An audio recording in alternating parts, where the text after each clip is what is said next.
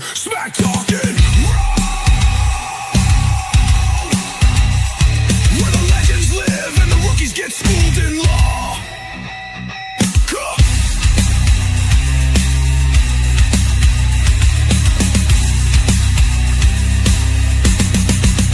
This ain't just talk. This is smack talking raw. You ready, Pinky? Judge always Ron. Let's lay the smack down. Boom.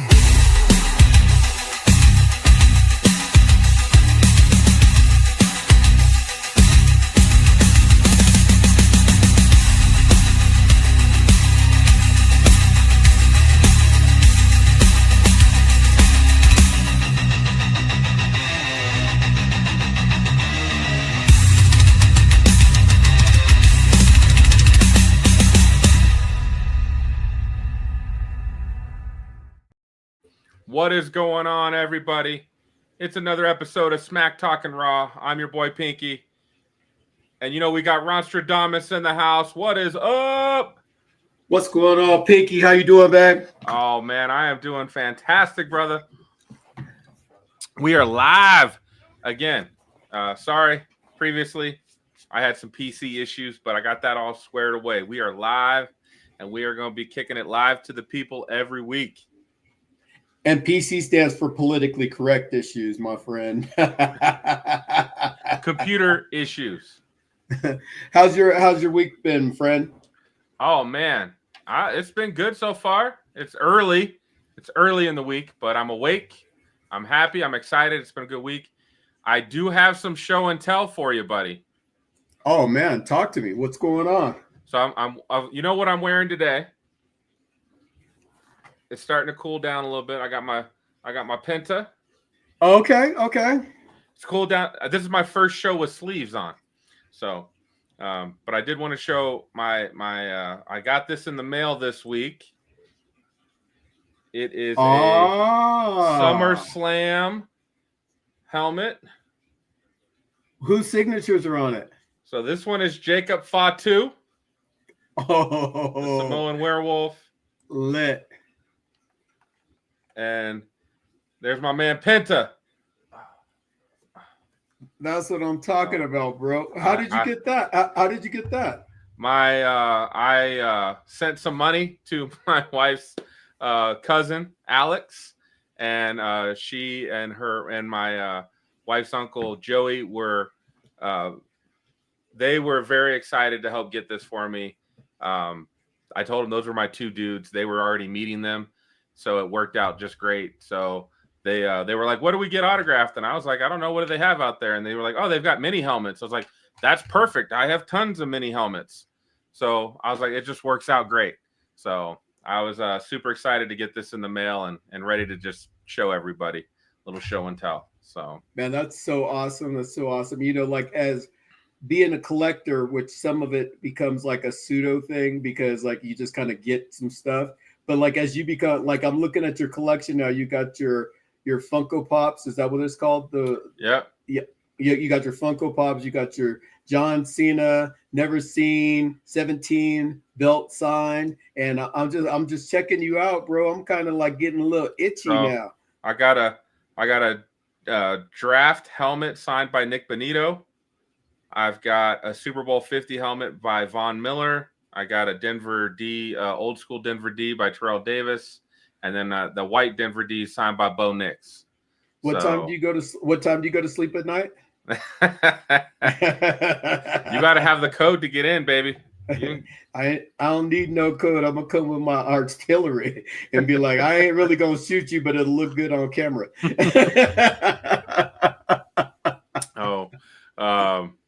But so yeah, I was super excited to get it. I am hoping that you and I can find a way to get like, hell, man, if we can just go and hang out at one of the events, we don't even have to go to the event. We can just go to the WrestleCon and we can go to the meet and greets. Like, I'd be happy with that. So, well, one of the things I was going to talk to you about, Pinky, and anybody that's watching the show. Uh-oh. Now Ron's having connection issues. And that being said, we're here for it. We're wrestling fans just like you, and we're just talking professional wrestling in a way that just makes sense.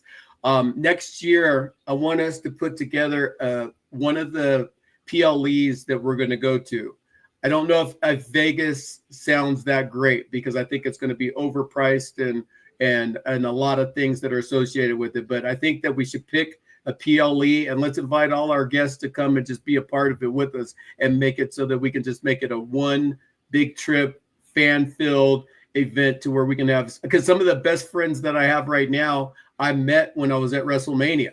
Just I met them. We got to connect with each other. It's like, dude, you're my guy. Let's hang out. And like, I have a bunch of them that, one of which is Brittany Sacco. So I just sent Brittany our information not too long ago to see if she wants to watch Smack Talk and Raw, and hopefully we can get some good goodies talking with her because she looks just like either one of the Bella twins. So there you go. Well, maybe we can look at next year Money in the Bank. Money in the Bank is in New Orleans. Man, that's the only PLE that I haven't been. Well, I haven't been to Survivor Series, but that's the only one that I want to go to. That I definitely want to go to. I want to. And they've moved Money in the Bank to after SummerSlam next year. Really? SummerSlam's the first and 2nd of August in Minnesota, and they are going to put Money in the Bank August 29th. Ooh. So I wonder what's going to happen after that Money in the Bank, my friend. So now this could line up well for the end of the year next year. So I'm digging it. Well, let's we've got a lot to chop up, and we got to get through a lot to go through. I know we talked about this topic last week, and we were correct, and it was confirmed. Naomi last night on Raw had to set down the title, and for a very good reason. Jimmy did not proceed with caution. and they are pregnant. They're having a child together, which is their first child. So congrats to them. That was good. I mean, kind of hate to see her because she'd finally got her career back. She'd got onto the top of the mountain. If you're gonna come off the mountain, I guess that's a good reason. But it's still like one of those things like, man, I just got going and now I'm going to be taking a hiatus. So we'll see how quickly she gets back afterwards. I know sometimes it's quick, sometimes it takes a little while. There's been 3 women that have had to abdicate the throne because of pregnancy. And I'm going to put it out there for everybody to kind of like mull on it for a minute. Don't look it up to see if you can remember. There's 3 WWE women's champions that had to relinquish their titles. So take a look at that, and we'll get back to that in a minute. Yeah, I'm not sure exactly who those were. I know 2 wrestlers that have left recently and now recently come back from pregnancy, and that was Becky Lynch and Alexa Bliss. But I don't know if they were champions when they left. I don't remember. So. Yeah, so for, again, because I see a couple eyeballs just joining in, the question is, there have been 3 women's champions that had to relinquish their titles because of pregnancy. We'll get back to that later on. Drop a like or comment inside of the feed if you think you know. Don't look it up, smart butts. So happy for Naomi. Good for Jimmy. Happy for Jay. He's going to be Uncle Jay, Uncle Solo, right? The whole family. As Naomi said, the bloodline continues. Yes, so, it does. They will be, I'm sure, we will have another generation of bloodline here in 17 to 18 years or more. So they will continue on the bloodline. So if I may, friend, before we get started, I want to do my Ron's rant real quick. So everybody, this is Ron's rant. This is where I just talk about something real quick, just that may be on your mind, may not be on your mind, but here we go. So what the frick is up with the brand split, man? I see people from SmackDown on Raw on SmackDown. It just doesn't exist anymore. if you want me to buy into the characters, the show, and wanting to watch it and everything like that, you got to keep some continuity between the brands. You know, if you don't want to have it be a brand split, don't call it a freaking brand split. Because what happens is it doesn't make sense to have Sami Zayn on SmackDown all of a sudden, although he's now claimed to be on SmackDown. So, I mean, and LA Knight, he never even claimed to be on Raw, and I guess he's on Raw. And it's just all this inconsistent booking. It's like, okay, you know what? We don't have anybody to fill in that spot. Sammy, you happen to be here. Go ahead and get on in there, right? Now we're going to say you're on SmackDown. There's no real reason why Sammy traversed over to SmackDown. And anyway, so my point is this, Paul Levesque. You are a smart man, dude. Very smart, brother. I loved you when you were inside the WWE, and I know you know this product better than anybody else. But somebody is pulling at your coat strings telling you to make this product suck because you know better. And it's time for you to get your act together, because otherwise you're going to lose more and more viewers. And I even find myself every once in a while not so eager to turn on Monday Night Raw live. That's my rant. Well, Ron, again, you're not wrong.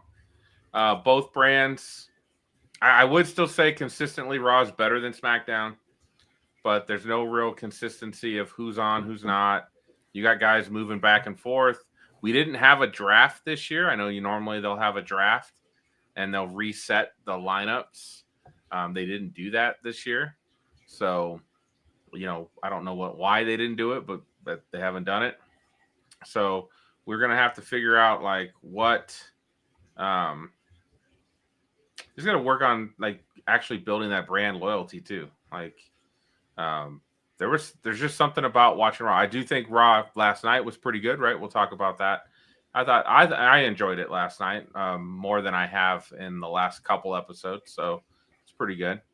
But that's where, again, we need that, like you said, we want that excitement to tune in Monday night or tune in Friday night, right? I actually get more excited about watching NXT. I usually watch it Wednesday night, because I'm not able to do it Tuesday night because I'm hanging with you, and then I hang with the fellas talking sports afterwards. So I have to catch NXT after I record it. But I'm actually more excited to watch that because I'm wondering what's going to happen. They have the right amount of backstage stuff. They've got the right amount of characters. They've got great the in-ring stuff is good too. NXT is killing it, and I think we've talked about that quite a bit. That it's not bad to say I'd rather watch NXT most of the time than Raw or SmackDown. So, there you go. That was crazy. Let's talk. I wanted to ask, did you catch any of Triplemania? I haven't yet. It's on my agenda to watch tomorrow, but you can talk about it because I like my feeds on my phone are all wrestling. So I'm aware of stuff and everything like that. Just haven't watched it yet. Okay. So I'm going to say this was a smashing success. And I will say Worlds Collide and Triplemania were two of my favorite events of the year. They were really fun and enjoyable. The Copa Bardal, I might not be saying that right, but they called it the Copa, which is basically Royal Rumble rules, except for you can get thrown over the rope or you can get pinned. And if you get one of those, then you're out, right? And they had a collection of AAA stars. They had quite a few WWE guys. As you said with your feed, I loved seeing Otis. It's been a little while since we've seen Otis. He brings a smile to my face. Otis is one of the few guys that when I see Otis, I go, man, I could do this. Right. I could get my big ass out there. I mean, I'm not as big as Otis, but I feel like he makes me feel like I could do this. So that's why I'm always behind Otis. He's there for the fat guys, and I like that about him. So, and then Omos. So what was really great is Microman comes out, and he's like 3'3", and then the next competitor after that is Omos. So it's literally the smallest dude ever and the biggest dude ever. And then they Yes. have this moment where after he microman pins Otis, which was pretty funny. He goes up to Omos and he like hits his leg, and Omos is like looking around, turns around, and he looks down, and then he just kicks him. And my he did the King Kong Bundy to Little Beaver. He was like, "Why are you laughing so hard?" I was like, "Honey, if you don't think that's funny, I can't help you." Like, I thought that was hilarious, and then Microman coming back around, and you know, a couple of the things they did. That Copa was just really fun, which is what that event's supposed to be. That's why I like the Royal Rumble so much, because I think the Royal Rumble is just a fun event. The stars come in, they hit their move, they hit their spot, and then boom, they're out. Or the eliminations kind of go fast and furious, and that's kind of what happened. So a lot of fun. I'm excited for you to watch that, because that actually turned out really, really well. I'm trying to think of what other. I mean, every single match was really well done. There was a couple in there. Okay, here we go. So you had the El Hijo de Dr. Wagner Jr. against El Messias. Might be saying that wrong. Really good match. I've got this El Messias guy has been around for a long time, so he's really got a name. He had wrestled this kid's father, and one of the best matches in Triplemania history is him and his father. So it had that like element of him beating down the kid's son. You're not at my level yet, and beating him down and just like terrorizing his dad. Awesome, right? Telling that story. And then, you know, having the outcome, it was good. The dad came out over the ring. He messed with the other guy's manager. Really good. It's only a 10-minute match, and it's like, to tell the story they told in 10 minutes, it didn't feel like it was that short. It felt like that was a much longer match. So they did a really good job with that. Judgment Day with Raquel. Oh. And then they wrestled Mr. Iguana, Lola Vice, and Nino Hamburguesa. I might not be saying that right. It's like basically another big fat guy that made me feel good about myself, that came out, and he literally had hamburgers that he was like eating in the ring. It's kind of crazy. It's very interesting gimmick. Hamburguesa is how you say it in Spanish. Help a brother out, Ron. You know me. Hey, anytime. You're my brother from another mother. You know this gringo struggles, okay? So you just got to help him out. I still laugh about it. Lola Vice comes out, and she gets in the ring, and she does her little hip twist, and my wife was like, "You like her, don't you?" And I was like, "Yeah." What do you mean? And I was like, what, why do you say that? And she's like, "I'm not blind. I see that ass." And then, of course, my wife, being the woman that she is, she goes, "That looks really uncomfortable to wrestle in a thong." And I was like, "They get used to it, honey. They get used to it. It's fine. It's no problem."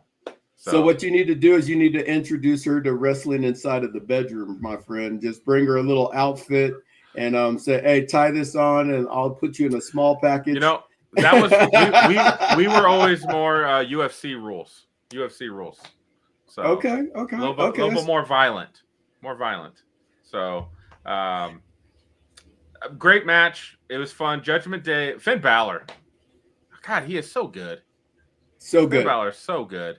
And Mr. Iguana is great. They played off each other really well. The little puppet standoff with Finn Balor Demon Puppet, and then Mr. Iguana Ieska, I think.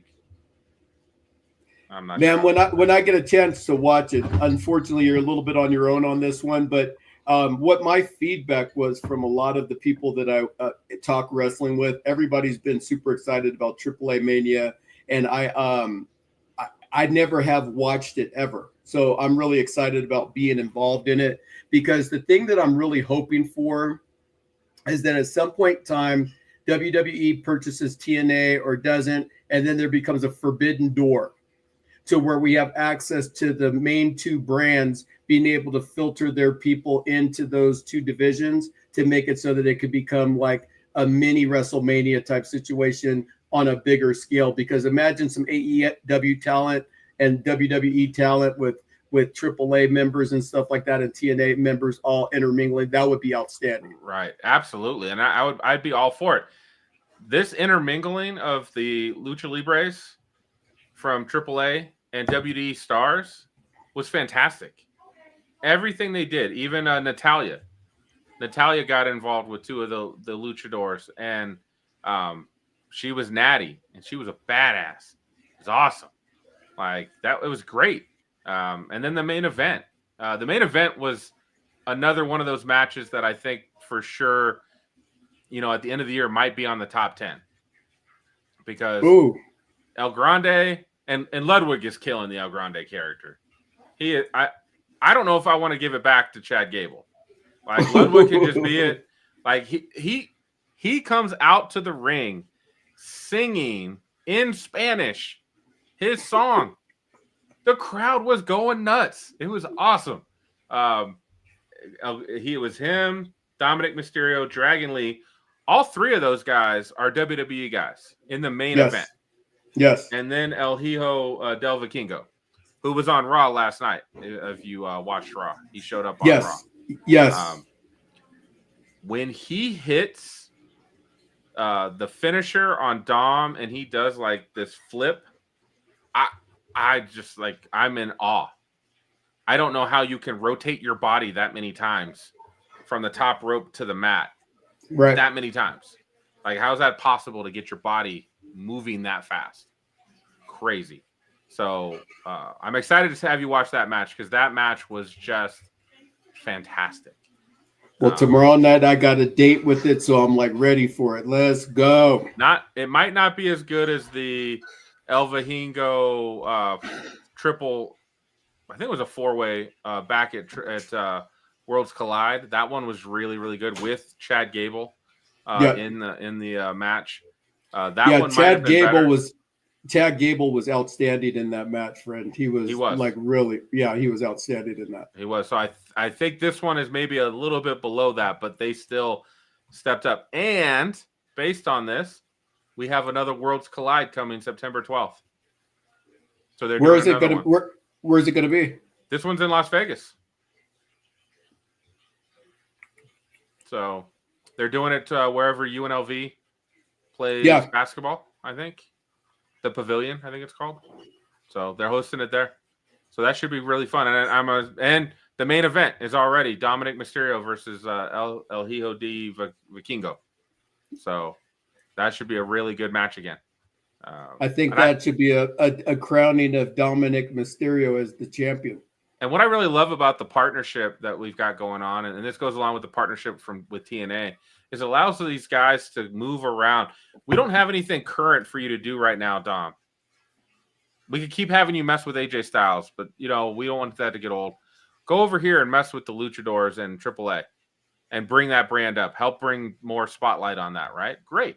TNA, same thing. They've had a lot of TNA folks coming over to NXT because the current TNA champion is Trick Williams from NXT, right? So these partnerships are really working out great, and they've given us a lot of good matches, lots of good stories. So I'm excited to hear what you think about that match because that was pretty good. Bro, tomorrow night I'll be probably losing my brain, sending you text messages all night long, like kind of thing. So I'm excited. I'll be here for it. I'll be here for it. All right, so I'll let you experience that. The next thing we have to look forward to this weekend, I will not get to watch live because I have some fantasy football drafts, but NXT Heatwave is on this Saturday. Yes, it is. Or is it Saturday or Sunday? It's on Sunday. Sorry. Sunday the 24th. Yeah. So I have fantasy football drafts on Sunday as well. I've got one on Saturday and two on Sunday. So this is stacked. It's only 5 matches, but the 5 matches here: Jada Parker, Kalani Jordan, Lola Vice, triple threat, number 1 contender match. Yes. All 3 of those girls are fantastic. Yes. Now, I do think Jada is a step. Kalani's pretty good. Jada's just got that overall, like, she's really good. Plus, she's got the physical presence, too. That I do think Jada's on another level. We've got, again, another one of these TNA. JC Jane is a NXT. She is the current NXT champion. She is also holding the TNA Knockouts Championship as well. So she will defend her title versus Masha Slamovich and Ash by Elegance, which are TNA women stars. So another fun triple threat match. That should be entertaining. We've got a tag team match for the tag team championship between Hank and Tank. Those guys are really fun, man. Have you watched? They're so fun to Hank watch. And Tank? Yeah, Hank and Tank are a lot of fun to watch for sure. They remind me of, like, maybe not completely, but they kind of remind me of the Bushwhackers a little bit. Yes, I was trying to think of who they reminded me of, and that's a perfect analogy. Yes. And they're going to match up against 2 members of Dark State, which we don't know which one of those guys. I did not know that Cutler James from season 1 of LFG is in Dark State. So even though he didn't quite make it on the show, he's still doing good work in NXT. And then the match everybody's looking forward to, the powerhouse Jordan Grace versus the glamorous Blake Monroe. Well, some people are looking forward to it. Blake Monroe's really hot. I don't know if she can wrestle though. She's kind of stiff and slow. I hope they train her up because she's got the looks but not the athletic ability. Right. But you know what, though? You got to go back, and for people that just strictly watch WWE programming, a real good education into Blake Monroe is to watch her when she was wrestling in AEW against Toni Storm, to where they had an incredible feud for the ages. The best women's feud I've ever seen in my entire wrestling journey. And but you could almost say that about anybody Toni Storm feuds with. Like, it immediately becomes one of the best feuds because she's so good at it. Yeah, she's kind of at a very, and it's incredible because WWE just kind of cast her aside, which gave her a chip on her shoulder to be like, you WWE, I'm going to go and show you that she's probably the best act in AEW right now, and she's what's pulling people over to watch. Because I know whenever I see a promo of hers that I think that I missed or I want to get to more, I want to at least hear what she has to say. She's brilliant at doing what she does. Oh, man, I've got AEW saved on my YouTube. So every week I look and I show, oh, there's a Toni Storm promo, and I make sure I watch it. Oh, there's a Toni Storm match. I make sure I watch it. She's fantastic. I can't even wax poetic enough about her. Like, she is just the best thing going. And if anybody's still playing that whole, like, oh, I don't like AEW, I'm WWE forever, that's cool, man, but you're missing out because she's on a whole different level. I can't even imagine her feuding with one of her good friends, Rhea Ripley, or feuding with Io Sky, or feuding with Vakir, or anyone, Becky Lynch. Like, she would have so much awesome stuff to say and do with those ladies. It'd be great, but WWE would never let her be herself, so it wouldn't work. You know, I had mentioned earlier the 3 different women that had relinquished their titles because they were pregnant in WWE. So I'm going to give the answer to everybody right now. So the answer to that is Maria Kanellis, Becky Lynch, and now Naomi, Trinity, Fatu. So those are the 3. So just so that you know, those are the 3 that have been with child at some point in time. So good job, girls. Yeah, and again, congrats again to Naomi. All right, one last one from Heatwave, which I'm guaranteeing this match will be awesome because their last three-way match, triple threat match, was great. Obafemi versus Trick Williams versus Javon Evans. Like that's just a banger. Like I don't see how that match can't be good. So, because you've got the overpower of Oba, you've got Javon with the springiness, the high flying moves, and then you've got Trick who's got a little bit of both. He's kind of right in that middle. He's not the greatest high flyer, but he can, and he doesn't have all the power like Oba, but he's still pretty good as well. So those three guys getting a match together, it's gonna be great.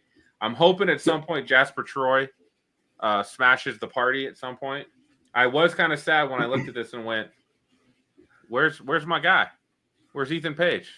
Where's All Ego, baby? Where's he at?"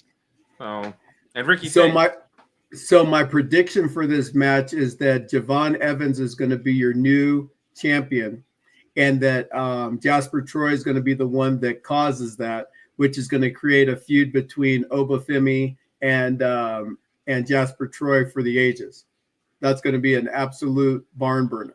I know tonight Jasper Troy is got a match with Ricky Saints tonight, but it's crazy to see Ethan Page, Ricky Saints, and Jasper not on the card this weekend.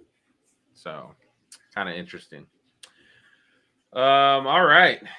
And then we got some time for Clash in Paris. The picture for Clash in Paris is coming into view.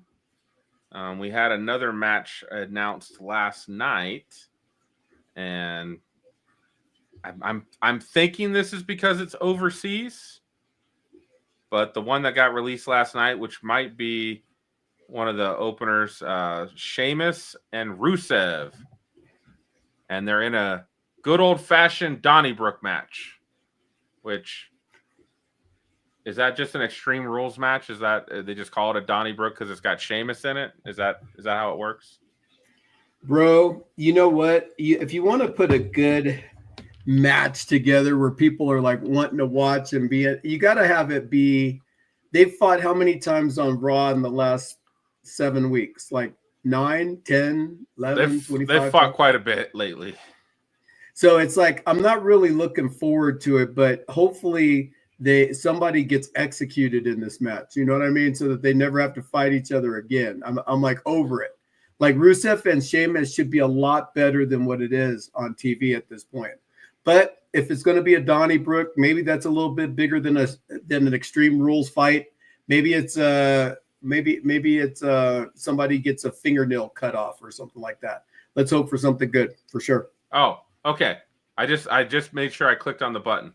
A Donnybrook match is a no disqualification hardcore match where large wood barrels of Irish brandy and shillelaghs are made available at ringside.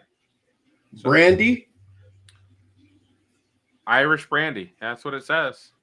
Oh, so they're going to get toe up in the ring. All right, good job. I mean, I'd be all about that. I'd watch it. I do enjoy Sheamus. I think Rusev actually could do something really awesome if they'd let him do it. But, I think they don't know what to do with either one of these guys. So that's why they've been having them fight each other pretty much for the last month and a half. Like, what do we do with Sheamus? I don't know. What do we do with Rusev? I don't know.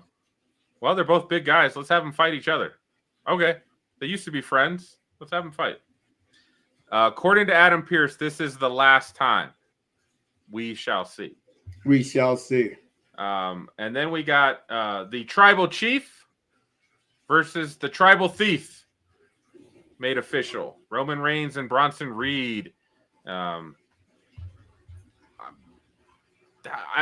think Bronson Reed's great. So I know we'll have our prediction show next week. What are your thoughts on this, on having these two? Roman Reigns get into it with Bronson Reed.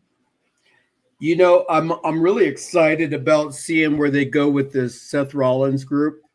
And in order to like get them to move forward, they got to do some things where Bronson Reed can really show where he's awesome, and thus I mentioned this a few weeks ago with Roman Reigns not being the champion, takes a little luster off of him when you beat him, because he's not the real go-to, I beat you and I'm the best in the world anymore. He's kind of like, I know you're going to go film a movie if you lose. I know eventually you're going to be in the championship conversation. But at the end of the day, he's doing good business right now because he is putting over the younger talent. So I really hope for a great match. Hope that we get a little bit more depth into the character of Bronson Reed. And hopefully he ends up pulling off a victory, but we'll go again into that next week. Yeah. There is nothing better. I've learned there is nothing better than a Bronson Reed tsunami. Yeah. When he does that little shimmy off the top, I can't stop laughing. I go, that's what it would look like if I did that. Yeah, that's one where you should be like practicing. That one is getting on the top of the couch and just jumping all over Hannah or Caleb or Harmony and be like, tsunami. Yeah, except for they probably fight back afterwards.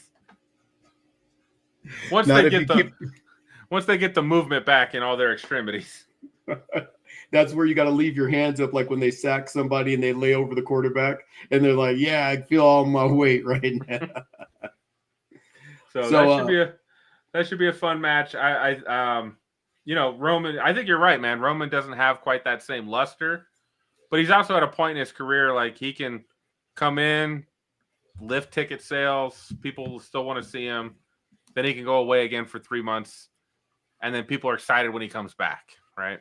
So we'll see how that goes. Then we've got Seth Rollins, CM Punk, Jey Uso, and LA Knight in a fatal 4-way match.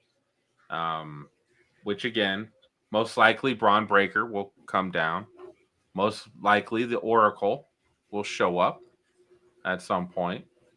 I don't know who else might come down there. This one feels like the match that's going to have a lot of different people kind of show up and get involved. Maybe Roman Reigns, Bronson Reed comes back out. There's going to be a lot going on.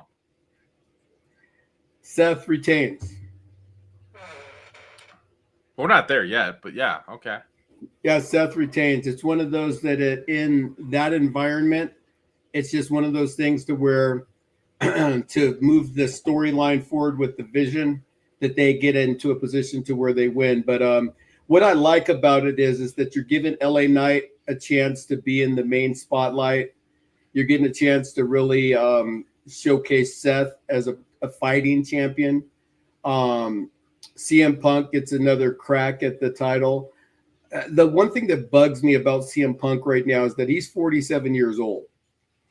And so at 47 years old, my believability, especially because of him getting his ass kicked in UFC twice when he was about a decade younger, is really starting to get a little bit light in the pants. Like his match with Gunther was a great match at SummerSlam.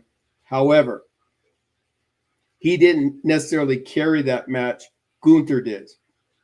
So having him in the match, it feels like he's a third wheel in this 4-way match. Because I appreciate Seth Rollins and what he's doing in the professional wrestling world. He doesn't really have great mic skills, in my opinion. He doesn't really have the luster. He tries to be a Nature Boy, Ric Flair-ish kind of guy, but he's just really kind of goofy to me when he's like on the mic and it's like they could usually really use a music change. Like if John Cena, for example, during his heel run, what he should have done that would have turned him heel immediately is come out to Ric Flair's music. That would help. Yeah, you know what I mean? Like little things that you do as a heel, and everybody's like, boo, boo, yeah, this music deserves to be with the greatest of all time. And then get Nature Boy Ric Flair somehow involved in it. There's a lot of different ways. They could have connected and let's talk about that for a moment. because we're gonna talk John Cena and Logan Paul. That's the main event. Yep. Very excited about that. Before we transition there, John Cena's heel run. I think what you just said would have been great, right? We talked about it. Change the music, change the look. That goes along with the change in character, right? Would have helped make the audience hate him. When he's coming out in his jorts and his farewell t-shirts that changed for every city, that he sold a shit ton of everywhere he went, didn't quite get everywhere where we needed to be to believe him as a heel, right? And I just thought, again, if they had connected the dots properly, what if he comes out to the Rock's music, the final boss? He works for the final boss, right? Right. He's in cahoots with him, which again, we never ever got the explanation of that. And that storyline pretty much just like evaporated somewhere in the ether. Maybe we'll find out what their plans were for that at some point. But where would you fall? Was this just a horrible miss? Was this fun at all? What do you think about the John Cena heel run now that it's over? I used to watch this TV show, and if you're watching the show, you may have seen it before, and that's the TV show Lost. And if you saw the TV show Lost, it kind of was like that. It just kind of got to a point of where it's like, what? Or what am I watching right now? Like the whole point of me being excited was because of this union between The Rock and John Cena, and then John Cena got lost in the shuffle of he was stupid enough to sell his soul to nobody. So he was like saying he was going to ruin wrestling. And then he had to come back and like he got his butt kicked by Cody because he was saying that he was exhausted and he couldn't do the thing anymore. And the next week he's like, I'm so grateful. You woke me up. Thank you so much, Cody, for waking me up. And it just, the continuity of the story, the storytelling. He just released something on YouTube earlier this week talking about he knows that this was a failure. And in acknowledging that, that's cool, but this isn't wrestling lore forever. We will always have the Elimination Chamber to where it was like, holy shit, John Cena just turned heel and he's aligned with The Rock. These two people that haven't liked each other in decades, right? What is going to happen? We're never going to get that payoff, potentially. Now, I told you a couple weeks ago how they could make this right. But I've been 0-4. All my observations, Paul Levesque, have been on deaf ears, brother. I know you're in Greece right now, and I know you're watching the show somewhere down the line because somebody's probably telling you one of your WWE fans is talking trash about you. And I saw the body. I want you to see this one. I ain't scared. I'll come with it. I'm just playing, Paul. I just really would love an opportunity to write with your creative team. You could get rid of 150 of them and just choose me. I'm it, brother. Let's do this thing. But the main thing is this, is that John Cena, we got 4 months left with him. Little over 3.5 months. He has 10 appearances left. And in that 10 appearances, what are we going to get from this John Cena that's going to make it so that it makes up for the last 8 months? Because the last 8 months has been lukewarm at best. Yeah, and I'm wondering what we're going to get, because when they flipped him back, and then what he did at SummerSlam with Cody, when they put on a really great match, which is great because they put on a really shitty match at WrestleMania 41. So to have them come back and put together a really great match at SummerSlam and have that moment, like when he came out to his music, the whole crowd just lost their mind. And the following SmackDown, when he came out with his music, the crowd lost their mind. Like it means so much to have him back as the guy that we love, that we know.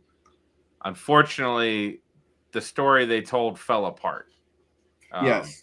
And it's most likely because of The Rock, and whether that was money, timing, The Rock wanting a little more control that he's not getting, whatever that is, like, he definitely has a big part of this failure of this story, and it's a shame because I do think John Cena was doing some good work as a heel, the best he could, and then it just came back to there was nothing to tie that whole transition to. Once The Rock just disappeared, Travis Scott kind of disappeared. There was nothing for him to hold on to. That's why they had to turn him back. I don't know if that was the original thinking. They were going to turn him back before SummerSlam. I think that might have been just a pivot, but they just had nothing else to turn this to. So I still think I'll have a good view of it, but just really sad we never got the payoff. Man, what's your good view of it? I thought he was doing good work as a heel, like coming out blaming the fans. I thought his promos were still good. He actually said they were shit in his interview. One of the promos, I think the very first one in Brussels, where he made that poor kid cry, that was said to be one of his best promos of his career. He said was shit. He said it wasn't good. So, his whole process as a heel, it just didn't do anything. It like he came out and he had the you can't. When I look back on this episode, like, okay, at first everybody was comparing it with the NWO when Hogan went heel. That was the comparison between Hogan and John Cena. And we could go back to the Bray Wyatt WrestleMania 2020, WrestleMania 36, where Bray Wyatt made a mockery of John Cena come out to the NWO. Why not do that? Why not do that? Have John Cena start the NWO in the WWE as him as the leader of it, and find a couple other people to put in there, Ricky Saints, Ethan Page, whatever, so he could build up some characters, and then he breaks up. They could have done it a lot of different ways. But at the end of this particular opportunity to talk to the fans the way that he did, and to just leave it off with, oh my gosh, I got my ass kicked last week, and now I'm going to go back to being a face before our brutal street fight.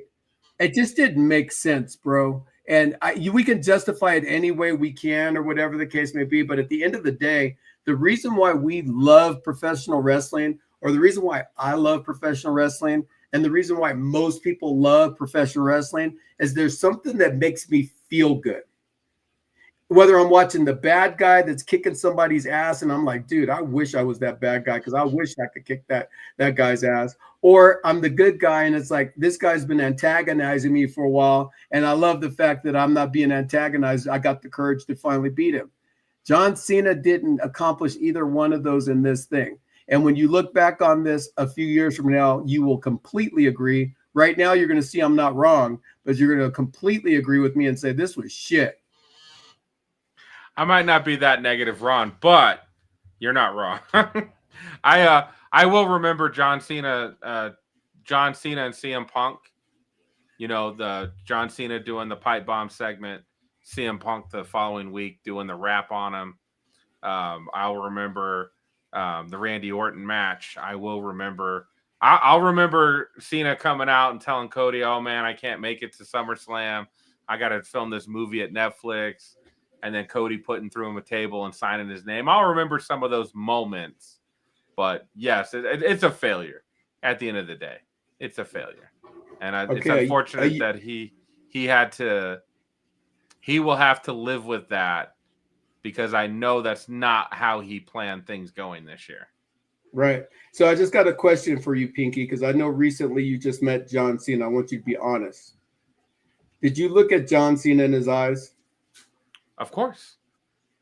That's what's wrong with you. That's why you're seeing the bright side of things, is because his eyes got you hypnotized or something. Get out of John Cena's eyes. He is not Nikki Bella. He's still a good-looking man, Ron. He's still a good-looking man. We have that documented now, Pinky. So, hey, by the way, guys, drop a like or comment. We want to interact with people from the show. If you're watching the show, we love the fact that you're here with us. We're Smack Talking Raw. That's Pinky. I'm Ron Stradamus. and we're two wrestling fans. Started a podcast to talk real about what's going on in WWE, and occasionally we cross promotions to talk a little bit about what's going on in other promotions. Any and all wrestling.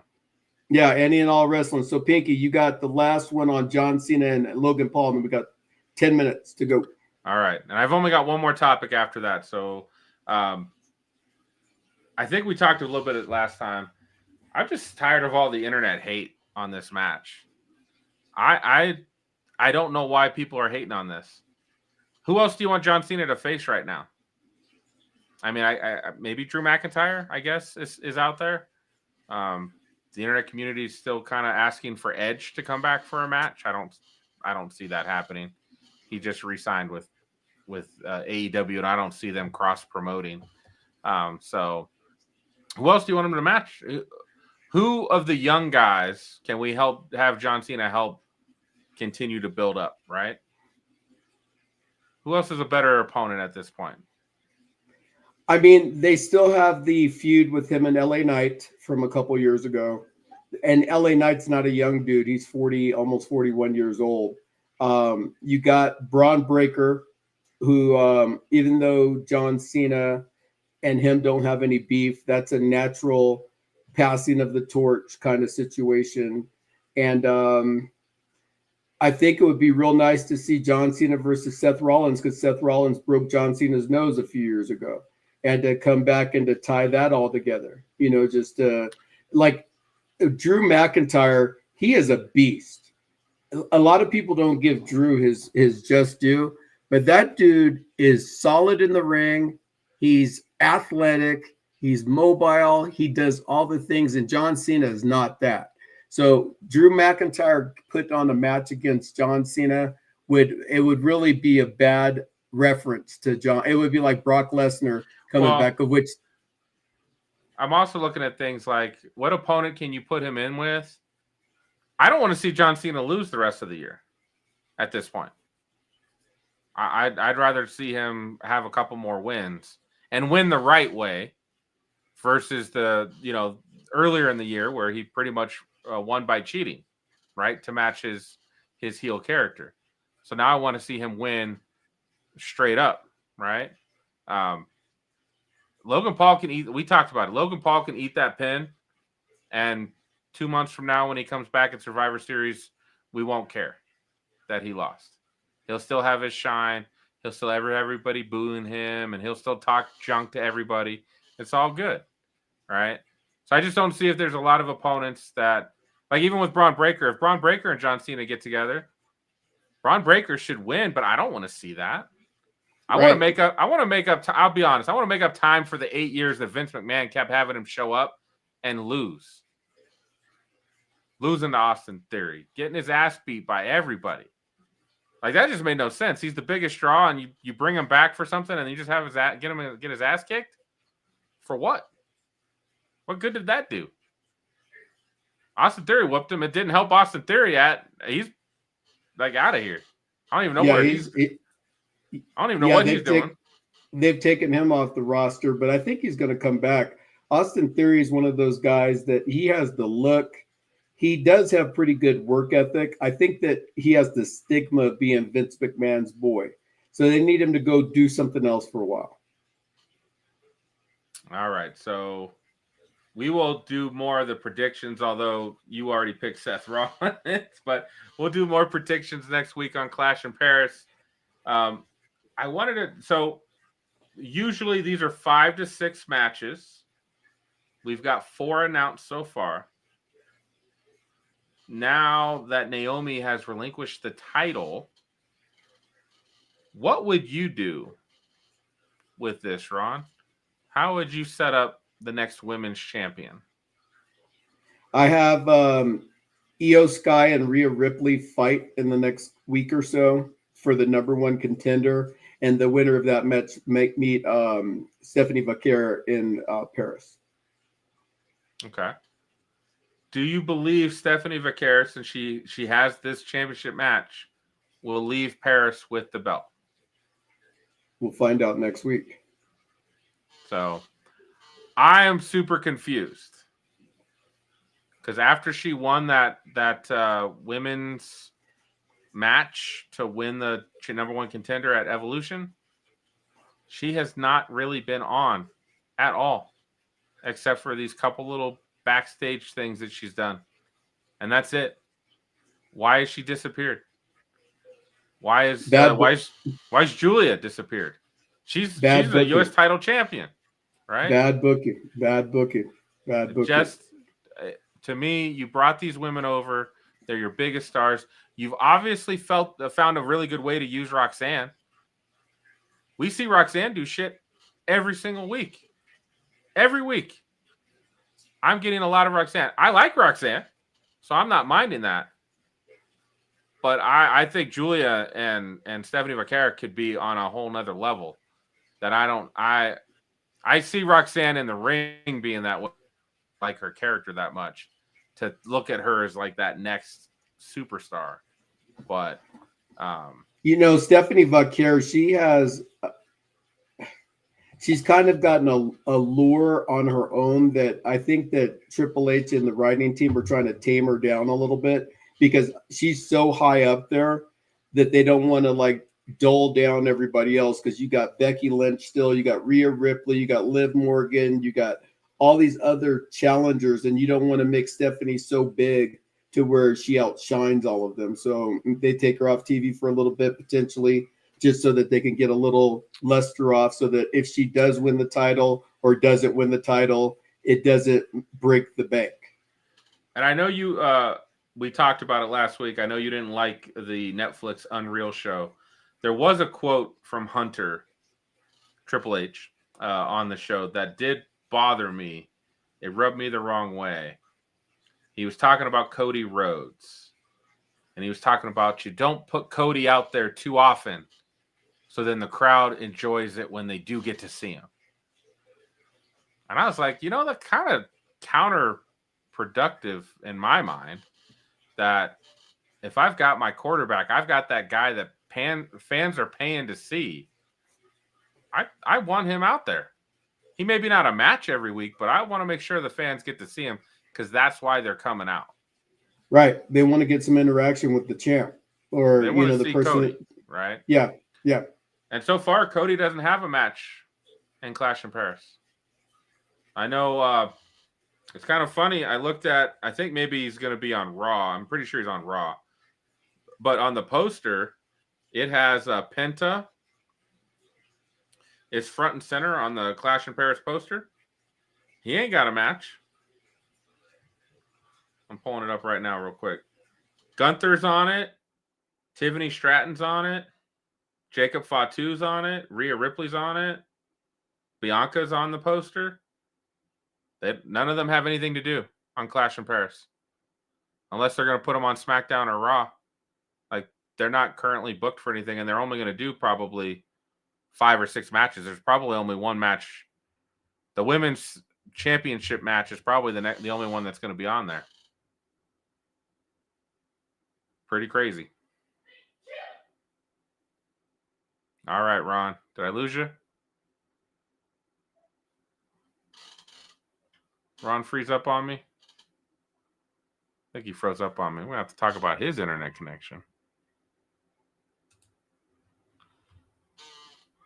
Ron Stradamus, buddy.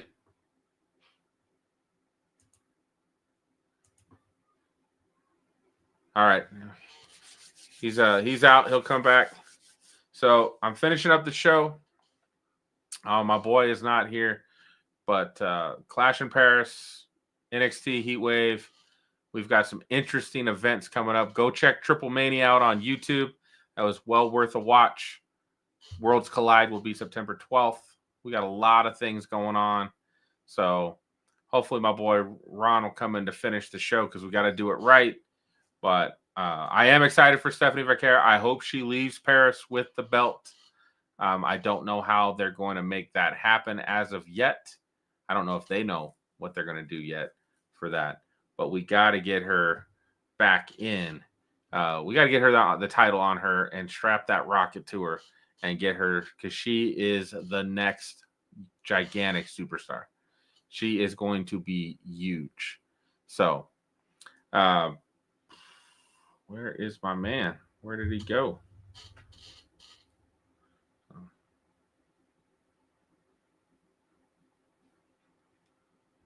So, all right.